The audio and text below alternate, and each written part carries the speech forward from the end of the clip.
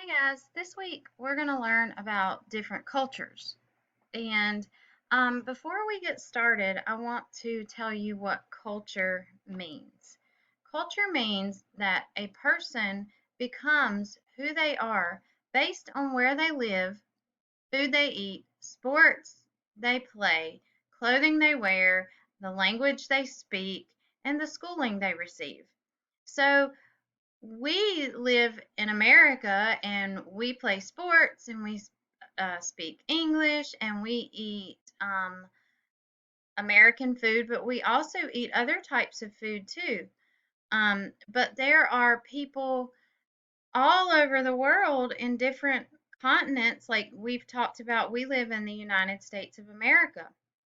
Well, there are people that live in China, Italy, Spain, Mexico, all kinds of places. And they don't do the same things as we do sometimes. They don't eat the same kind of foods. They don't play the same types of sports. They don't wear the same kinds of clothes. And their school looks a lot different than our school.